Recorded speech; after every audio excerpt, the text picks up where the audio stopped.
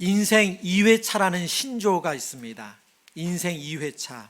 인생을 두 번째 사는 만큼 비교적 적은 나이가 어림에도 불구하고 삶의 지혜나 노하우가 남다른 사람을 일컬어서 인생 2회차를 사는 것 같다, 이런 이야기를 합니다.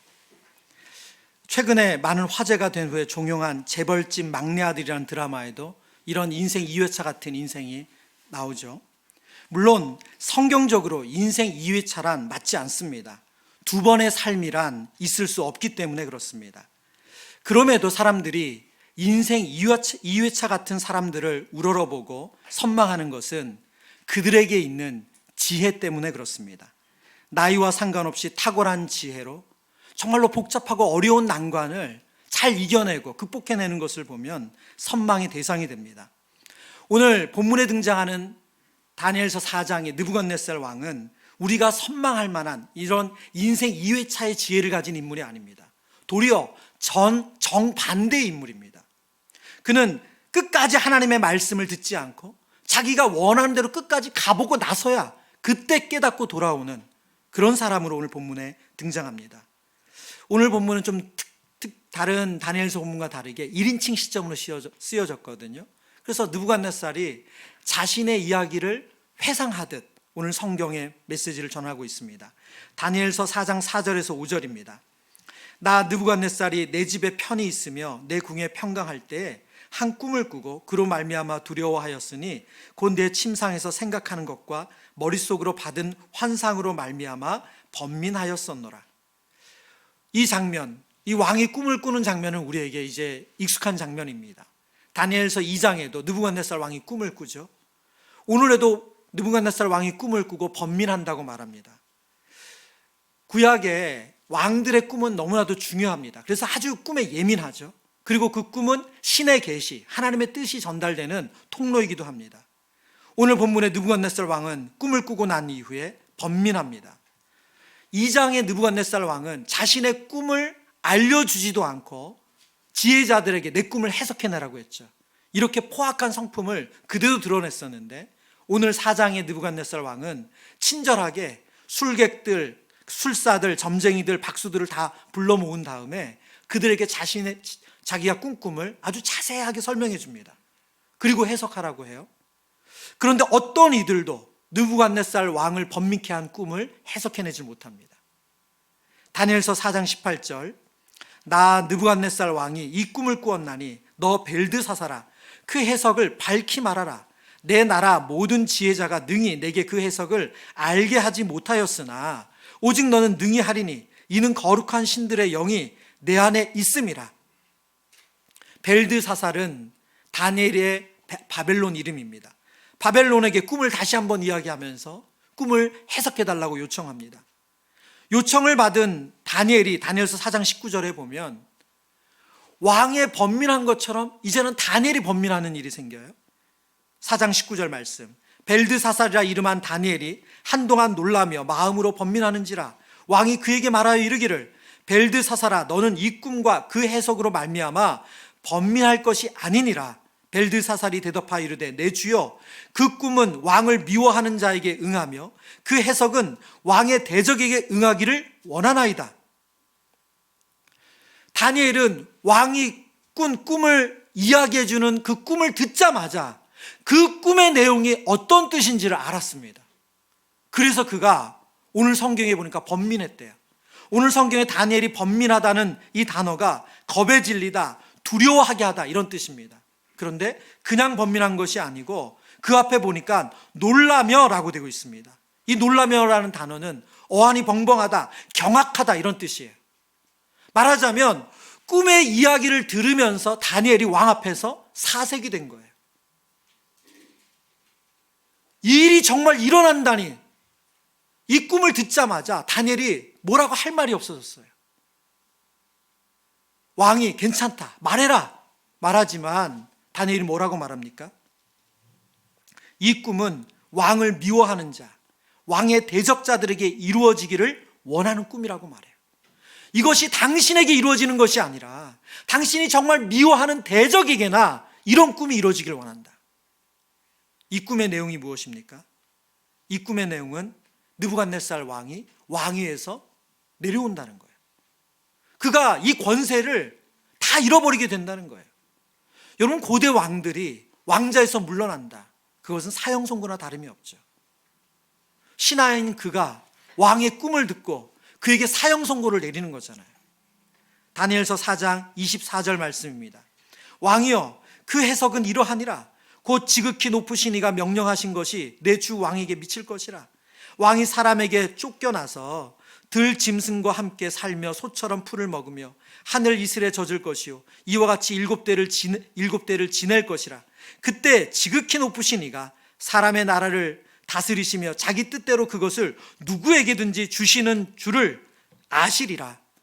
26절 말씀입니다. 또 그들이 그 나무뿌리에 그루터기를 남겨두라 하였은즉 하나님이 다스리시는 줄을 왕이 깨달은 후에야 왕의 나라가 견고하리이다.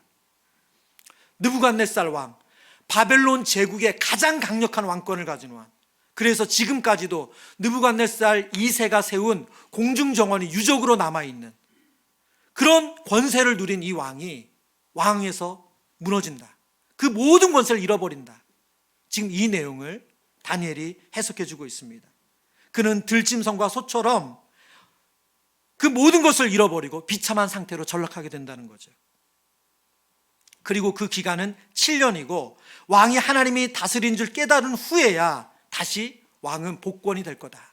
이 이야기를 전하고 있습니다. 여러분, 이 다니엘의 꿈 해석의 핵심은 뭡니까? 하나님이 온 우주의 주인 되셔서 사람도 누가 왕으로 세울지 그걸 하나님이 결정하신다는 거예요. 온 우주의 통치자는 하나님 한 분밖에 없다. 당신이 그것을 깨닫게 될 것이다. 지금 그 메시지를 전하는 것입니다.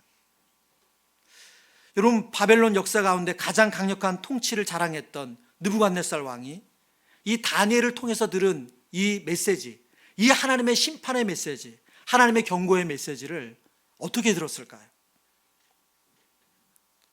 반대로 여러분에게 만약 하나님께서 이 메시지를 주신다면, 이런 경고와 심판의 메시지를 주신다면 여러분은 이 메시지를 어떻게 받으시겠습니까? 새해 벽두부터 좀 과하죠. 제가 그냥 생각해 봤어요. 갑자기 하나님께서 우리에게 그렇게 말씀하시는 거예요. 훈아, 너 이제부터 집도 없다. 너 차도 없다. 통장 잔고도 아무것도 없다. 너 수원 꿈꾸는 교회 담임 목사도 아니다. 너 쫓겨나서 7년 동안 유리방황할 것이다. 여러분, 그 메시지를 받는다. 여러분, 어떠실 것 같으세요? 예, 여러분에게 적용하지 않으니까 좀 마음 편하시죠?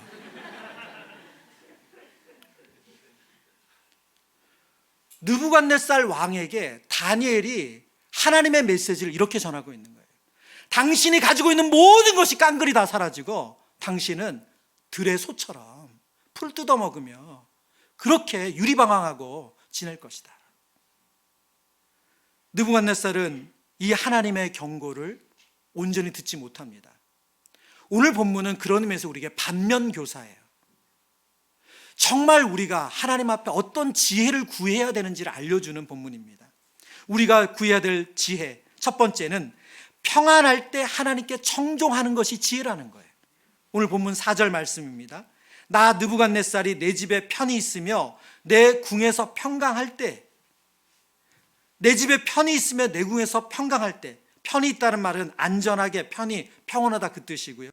평강할 때로 번역한 이 단어의 원문의 뜻은 번성하는, 번영하는 그 뜻이에요. 말하자면 느부갓네살이 모든 하는 일이 번성해요, 번영해요. 그리고 평안해요. 거리낄 것이 없어요. 그럴 때 하나님께서 다니엘을 통해서 그 꿈을 해석해 주시며 경고해 주셨다는 거예요.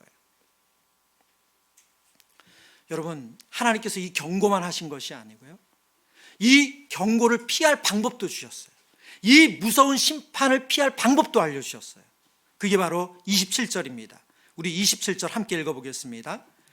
그런즉 왕이여, 내가 아뢰는 것을 받으시고 공의를 행함으로 죄를 사하고 가난한 자를 긍휼히 여김으로 죄악을 사하소서. 그리하시면 왕의 평안함이 혹시 장구하리이다 하니라. 아멘. 여러분, 지금 다니엘이 느부갓네살 왕에게 당신에게 임할 재앙, 이 하나님의 심판을 피할 방법이 있는데 그게 뭐냐? 공의를 행하십시오. 그리고 사람들의 죄를 용서해 주세요. 가난한 자를 긍휼히 여겨주세요. 여러분, 이 내용은 느부갓네살 왕에게만 해당되는 내용입니까? 모든 군왕들에게, 모든 권세자들에게 하나님이 요구하신 내용이에요. 아주 일반적인 내용입니다. 그런데 느부갓네살 왕은 이 하나님의 무서운 심판, 이 경고도 무시하고, 그리고 피할 방법으로 주신 이 대안도 무시합니다. 다니엘서 4장 29절 31절 12달이 지난 후에 내가 바벨론 왕궁 지붕에서 거닐새 나 왕이 말하여 이르되 이 큰 바벨론은 내가 능력과 권세로 건설하여 나의 도성으로 삼고 이것으로 내 위엄의 영광을 나타낸 것이 아니나 하였더니 이 말이 아직도 나 왕의 입에 있을 때에 하늘에서 소리가 내려 이르되 느부갓네살 왕아 내가 말하노니 나라의 왕위가 내게서 떠났느니라. 여러분, 이 본문이 시작할 때 29절에 보니까 12달이 지난 후에예요. 그가 꿈을 꾸고 다니엘이 그 해석을 해준 그때로부터 12달이 지났어요. 1년이 지났어요. 그때까지 이 하나님의 심판을, 하나님이 피할 수 있는 대안을 평안할 때, 번영할 때 느부갓네살 왕은 어떻게 했어요? 귀 기울이지 않았다는 거예요. 지금 30절에 그가 말하는 표현을 보세요. 30절 말씀 한 번 더 띄워주시겠어요? 지금 느부갓네살 왕의 교만한 마음이 그대로 다 드러납니다. 보세요. 나 왕이 말하여 이르되 이 큰 바벨론은 누가요? 내가 능력과 권세로 건설하여 누구의 도성요? 나의 도성으로 삼고 이것으로 누구의 위엄? 내 위엄의 영광을 나타낸 것이 아니냐. 그는 하나님께서 이 땅에 세운 모든 왕의 권세를 내릴 수 있는 하나님이시고 너 그 일이 올 것이다라고 경고했음에도 불구하고 그 하나님의 메시지, 하나님의 음성에 귀 기울이지 않았습니다. 그는 1년 전 안전하고 평안할 때 하나님께서 꿈으로 그에게 미리 경고하신 내용을 무시합니다. 그리고 1년 후에 그 예언 그대로, 그 꿈 그대로, 하나님 말씀하신 그 말씀 그대로 그가 왕위에서 폐위되고 그는 들의 소처럼 유리방황하는 신세가 됩니다. 평안함이 깨지고 문제가 터지고 사건 사고가 휘말리기 전에 하나님의 음성을 들으면 그게 지혜죠. 좀 그게 지혜예요. 오늘 성경은 우리에게 평안할 때 하나님의 말씀에 귀를 기울이라고 말씀하고 있어요. 근데 여러분, 우리의 악한 본성은 정말 정반대로 갑니다. 예레미야 22장의 말씀을 보면 우리의 정말 악한 모습을 이렇게 표현하고 있습니다. 22장 21절 내가 평안할 때에 내가 내게 말하였으나 내 말이 나는 듣지 아니하리라 하였나니 내가 어려서부터 내 목소리를 청종하지 아니함이 뭐라고요? 내 습관이라. 내 습관이라. 우리가 평안할 때 하나님의 음성을 안 듣는 거, 저 안 들을래요 하는 게 우리의 습관이래요. 우리의 죄된 습관이래요. 결국 이스라엘 백성은 평안할 때 하나님의 음성, 하나님의 경고, 하나님의 이 메시지를 듣지 않아서 결국 남유다가 패망하고 바벨론의 포로가 되죠. 여러분, 지금 느부갓네살 왕도 똑같습니다. 이제 우리 얘기로 바꿔볼까요? 여러분 평안할 때 하나님의 말씀에 귀를 기울이고 계십니까? 새해를 시작하며 하나님께서 우리에게 첫 메시지로 이 말씀을 주고 계세요. 여러분, 2022년을 마감하고 새로운 한 해를 저희가 맞이하고 있습니다. 여러분, 오늘 이 자리에 이렇게 나오실 수 있다는 거 건강하다는 뜻이죠. 그렇죠? 여러분, 건강할 때 하나님의 음성에 귀를 기울이셔야 돼요. 여러분, 지금 이 시간에도 일하지 않고 우리가 예배 드릴 수 있을 정도로 여유가 있다는 거예요. 여러분, 그때 하나님의 음성에 귀를 기울이셔야 됩니다. 그래서 여러분 오늘 주보에 뭘 넣어드렸습니까? 성경 읽기표를 넣어드렸어요. 한번 여러분 손에 꺼내 보시겠어요? 성경 읽기표. 우리 벌써 어디에다 눈지 모르는 분은 안 계시죠? 성경 일기표. 여러분, 평안할 때 우리가 하나님의 말씀을 듣는 겁니다. 여러분, 매일매일 우리가 한 구절, 한 장, 아버지 하나님, 이거는 제가 하겠습니다. 여러분 마음에 결심하셔서, 지금 그게 날짜로 되어 있는 게 아니라 장별로 되어 있잖아요. 여러분 하루에 한 장도 괜찮습니다. 그래서 오늘부터 시작하시면 됩니다. 예. 그래서 평안할 때 하나님 말씀에 귀를 기울이세요. 올해부터 저희 다락방에서 우리 매일 성경의 주일 본문을 가지고 다락방 교재로 사용하는데요. 그래서 우리 지난달 정기 구독 신청도 같이 했잖아요. 여러분 매일 성경 함께 묵상하시길 바랍니다. 여러분 성경 묵상하는 거 어려우시면 이제 3월 달부터 묵상 학교가 저희 교회에 개설이 될 거예요. 그때 묵상 학교 또 들으시고 함께 묵상하시는 훈련하시면 좋을 것 같아요. 이번 주 내일부터 토요일까지 신년 감사 새벽 기도회를 합니다. 여러분 이거 거창한 거 아니에요. 우리 교육자들도 가까이 사는 분은 저랑 청선빈 강도사님밖에 없어요. 그래서 교육자들 다 오지도 못합니다. 다 멀리 계셔서. 이 시간 5시 되면 제가 문 열 거예요. 그러면 먼저 그 시간에 오신 성도님들 기도하시고 5시 반 되면 사도신경하고 찬송가 한 장 부르고, 그리고 제가 말씀 한 15분 정도 전하고, 그리고 여러분 기도하시는 거예요. 기도로 하루를 시작하시는 거예요. 일주일 내내. 그리고 이 새벽에 오시는 거 어렵다 힘들다 하시는 분은 그분들을 위해서 저녁 9시까지 우리 교육자들이 기도 당직을 하기로 했어요. 여기 대예배실을 기도하실 수 있도록 우리 찬송 틀어드리고, 그리고 아주 작은 조명만 틀고 기도할 수 있도록 여러분 기도의 장을 마련해 드릴게요. 언제든 괜찮습니다. 퇴근하고 오셔도 괜찮고, 점심시간에 오셔도 괜찮고, 그냥 아침에 출근하다 들으셔도 괜찮아요. 평안할 때 하나님의 음성을 들으셔야 돼요. 평안할 때 주님의 말씀에 청종하셔야 돼요. 그게 지혜입니다. 두 번째, 성경이 우리에게 알려주시는 지혜는 교만한 마음을 깨트려 주시기를 구하는 것이 지혜라는 거예요. 경악할 만한 꿈, 정말로 그 꿈에 대해 피할 방법도 하나님께서 느부갓네살 왕에게 알려주었지만 그는 꿈쩍도 하지 않았습니다. 그리고 그는 결국 하나님 말씀하신 그대로 그 모든 것을 완전히 잃어버리게 되죠. 32절과 33절 말씀입니다. 우리 같이 읽어보겠습니다. 내가 사람에게서 쫓겨나서 들짐승과 함께 살면서 소처럼 풀을 먹을 것이요, 이와 같이 7대를 지내서 지극히 높으신 이가 사람의 나라를 다스리시며 자기의 뜻대로 그것을 누구에게든지 주시는 줄을 알기까지 이르리라 하니라. 바로 33절입니다. 바로 그때 이 일이 나 느부갓네살에게 응함으로 내가 사람에게서 쫓겨나서 소처럼 풀을 먹으며 몸이 하늘 이슬에 젖고 머리털이 독수리 털과 같이 자랐고 손톱은 새 발톱같이 되었더라. 아멘. 여러분, 하나님 말씀하신 그 예언 그대로, 그 꿈 그대로 느부갓네살 왕에게 그대로 이루어졌습니다. 그는 왕위에서 그 절대 권자, 그 절대 왕권에서 누구도 그를 끌어내릴 수 없다고 생각한 그 자리에서 그는 무너졌어요.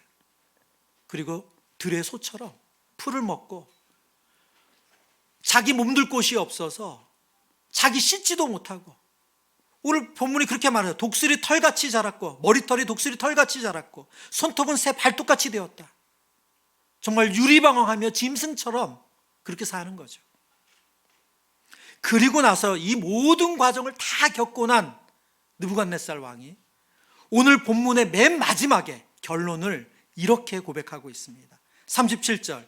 그러므로 지금 나 느부갓네살은 하늘의 왕을 찬양하며 칭송하며 경배하노니 그의 일이 다 진실하고 그의 행하심이 의로우심으로 교만하게 행하는 자를 그가 능히 낮추심이라. 교만하게 행하는 자를 그가 능히 낮추심이라. 그가 교만했던 마음이 무너져 보니까, 완전히 꺾여 보니까, 아, 교만한 자는 하나님 낮추시는구나. 그거 알게 됐다는 거예요. 교만한 마음 하나님 싫어하시는구나. 그거 알게 됐다는 거예요. 신명기 8장 14절 말씀입니다. 내 마음이 교만하여 내 하나님 여호와를 잊어버릴까 염려하노라. 여호와는 너를 애굽 땅 종되었던 집에서 이끌어내시고 이스라엘 백성들이 모압 평지에서 이제 가나안 땅을 목전에 두고 있습니다. 그들이 가나안 땅에 들어가면 그들은 농사를 지을 거예요. 재산이 많아질 거예요. 풍성해질 거예요. 먹을 것이 많아질 거예요. 만나와 메추라기 그런 거 기대하지 않을 거예요. 그때가 되면 그들이 마음이 교만해져서 내 하나님 여호와를 잊어버릴까 염려한대요. 하나님은 교만함을 싫어하시죠. 미워하신다고 말씀하세요. 여러분, 우리가 새해를 시작하면서 하나님 앞에 우리의 교만한 마음을 꺾어주시길 기도해야 됩니다. 여러분, 근데 이 기도가 참 어려워요. 너무 어렵습니다. 너무 어려워요. 그래서 매일매일 하나님 앞에 우리가 은혜를 구하며 하나님, 제 교만한 마음을 꺾어주세요. 하나님, 제 곧은 목을 꺾어주세요. 제 교만한 눈을 하나님 치유해 주세요. 여러분, 기도하셔야 돼요. 이게 지혜래요. 이게 지혜래요. 오늘 느부갓네살 왕의 반면교사된 모습을 통해서 하나님께서 우리에게 말씀하세요. 여러분, 2022년 돌아보시면서 어떤 게 후회되세요? 어떤 일을 지우고 싶으세요? 어떤 일은 안 생겼으면 좋겠다 생각하신 거 있으세요? 여러분, 그 배경에 저와 여러분의 교만이 있지 않습니까? 내 높았던 마음, 내 마음대로 하고 싶었던 마음, 누구의 말도 듣지 않고 내 뜻대로 하고 싶었던 마음, 여러분, 그것 때문에 후회되고 아프고 어려웠던 거 아닙니까? 새해를 시작하며 하나님, 제 교만한 마음을 꺾어주세요. 그렇게 기도하시는 성도님들 되시길 바랍니다. 우리 마지막 세 번째, 우리가 구해야 할 지혜는 하나님을 경외하는 것이 지혜라는 것입니다. 7년이라는 긴 시간 들짐승처럼 소처럼 도망다니다가 다시 왕자에 오른 느부갓네살 왕이 오늘 본문을 마무리하면서 36절 37절에 이렇게 말합니다. 그때 내 총명이 내게로 돌아왔고 또 내 나라의 영광에 대하여도 내 위엄과 광명이 내게로 돌아왔고 또 나의 모사들과 관원들이 내게 찾아오니 내가 내 나라에서 다시 세움을 받고 또 지극한 위세가 내게 더하였느니라. 37절, 그러므로 지금 나 느부갓네살은 강조 한 편 같이 읽겠습니다. 하늘의 왕을 찬양하며 칭송하며 경배하노니 그의 일이 다 진실하고 그의 행하심이 의로우심으로 교만하게 행하는 자를 그가 능히 낮추심이라. 아멘. 느부갓네살 왕이 조금 그냥 조금 그냥 적나라한 표현으로 말하면 주제 파악이 이제 됐어요. 아, 내가 왕이 아니고 내 위에 진짜 왕이 계시구나. 내가 왕이 아니고 내 위에 진짜 왕이 계시구나. 하늘의 왕, 그분이 정말로 경배받아야 될 분이시구나. 하나님을 경외하게 된 거죠. 출애굽기 1장 말씀입니다. 하나님이 그 산파들에게 은혜를 베푸시며 그 백성은 번성하고 매우 강해지니라. 21절, 그 산파들은 하나님을 경외하였으므로 하나님이 그들의 집안을 흥왕하게 하신지라. 아멘. 출애굽 당시에 이 이스라엘 백성들이 애굽의 노예로 있을 때에 애굽 왕 바로는 히브리 민족이 많아지는 것을 너무너무 두려워했습니다. 그래서 정말 인간으로서 해서는 안 될 행동을 했어요. 그게 무엇입니까? 남자로 태어난 히브리의 아이들은 다 죽이라는 거예요. 산파들이 그 명령을 왕으로부터 받았어요. 그런데 산파들이 그 명령에 순종하지 않아요. 그 이유를 오늘 본문에 그 산파들은 누구를 경외함으로요? 하나님을 경외함으로, 하나님을 두려워함으로 왕이 내린 명령을 거절하고 그 아이들을 지켰어요. 죽이지 않았어요. 하나님을 경외하는 것이 참 지혜인 줄 믿습니다. 우리의 인생에 하나님 계시지. 정말 이거 내 맘대로 해도 되나? 하나님 뜻이 뭐지? 여러분, 그 하나님을 두려워하는 마음이 지혜인 줄 믿습니다. 잠언 9장 10절, 여호와를 경외하는 것이 지혜의 근본이요 거룩한 자를 아는 것이 명철이니라. 여기서 근본이라는 단어는 어떤 의미냐면 시작되는 사건을 의미하는 거예요. 그러니까 이렇게 표현할 수 있습니다. 하나님을 경외하는 지혜는 하나님을 경외하는 것에서 시작된다는 거예요. 여러분, 시작이 있어야 그 다음이 있고 다음이 있는 거죠. 하나님을 경외하지 않는다는 것은 지혜가 없다는 뜻이에요. 어떤 지혜도 없는 거예요. 저와 여러분이 2023년을 살아가기 위해서 지혜가 필요합니다. 그 지혜가 어디서부터 출발한다고요? 여호와를 경외하는 것에서, 하나님을 경외하는 것에서 출발한 줄 믿습니다. 여러분, 말씀을 정리합니다. 하나님께서 주신 새로운 한 해, 우리가 어떻게 살아낼 수 있습니까? 지혜가 필요해요. 오늘 느부갓네살 왕을 통해서 하나님은 세 가지의 지혜를 구하라고 말씀하세요. 첫 번째, 평안할 때 하나님 말씀에 청종하래요. 여러분, 몸이 안 아플 때, 여러분 경제적으로 문제가 안 생겼을 때, 우리 자녀들이 평안할 때, 여러분 관계가 괜찮을 때, 여러분 그때 더 말씀 앞에 겸손히 엎드리셔야 된다고 말씀하고 있습니다. 두 번째, 교만한 마음 깨트려 주시기를 구하는 것이 지혜라고 말씀하세요. 세 번째, 하나님을 경외하는 것이 지혜의 출발이라고 말씀하세요. 하나님을 두려움 없이 지혜는 없다 말씀하십니다. 그래서 여러분, 이번 한 주간 여러분 새벽도 괜찮고 아침도 괜찮고 점심도 괜찮고 밤늦어도 상관없습니다. 교회에 오셔서 하나님 앞에 지혜를 구하세요. 하나님 말씀에 청종하세요. 그것이 저와 여러분을 살리는 줄 믿습니다.